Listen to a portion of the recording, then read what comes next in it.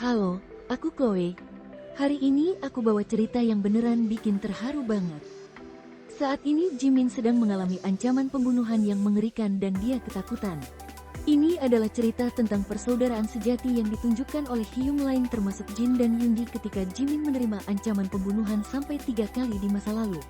Kalau kalian like dan subscribe, itu bakal sangat membantu channel ini ya. Pertama-tama, aku jelasin situasinya dulu. 7 tahun yang lalu, waktu BTS benar-benar meledak di Amerika, menguasai Billboard dan masuk nominasi Grammy, mereka benar-benar jadi sorotan dunia. Tapi semakin populer, semakin banyak juga oknum berbahaya yang bermunculan. Khususnya Jimin jadi target, ada akun anonim dari Amerika yang ngepost di Twitter, tanggal 1 April saat konser BTS di Amerika, aku akan menembak Jimin. Dia bahkan nge-upload foto wajah Jimin, senjata, dan layout venue konser, sambil bilang, ada 2 komplotan, aku udah nunggu momen ini, akan nembak saat Jimin lagi nyanyi.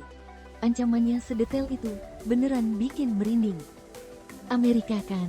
Kepemilikan senjata api di sana legal, jadi fans beneran ketakutan. Tapi disinilah bagian yang paling mengharukan. Seorang ARMY Amerika yang lihat soundcheck waktu itu cerita kalau Jin dan Jimin pakai outfit yang sama persis, bahkan kacamata hitamnya juga sama, sampai bikin bingung mana yang mana. Yang lebih ngejutin lagi, bukan cuma Jin, Hyung lain semuanya pakai outfit yang sama dengan Jimin. Yoongi juga katanya pakai persis sama kayak Jimin. Biasanya pas rehearsal atau soundcheck, para member jarang banget samain baju sampai kacamata juga.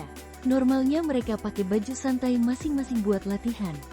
Tapi kali ini beda, para Hyung sengaja nge-styling outfit mereka sama persis kayak Jimin.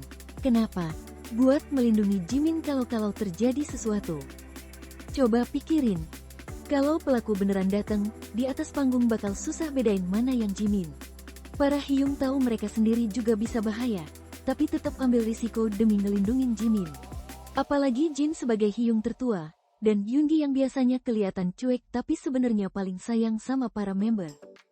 Beneran merinding pas pertama kali denger cerita ini.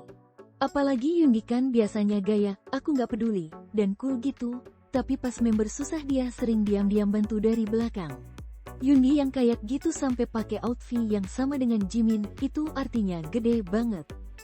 Yang lebih mengharukan lagi, ini bukan pengumuman resmi. Bukan agensi yang bilang, para Hyung ngelakuin ini buat lindungin Jimin, tapi fans yang kebetulan lihat langsung dan baru kemudian share.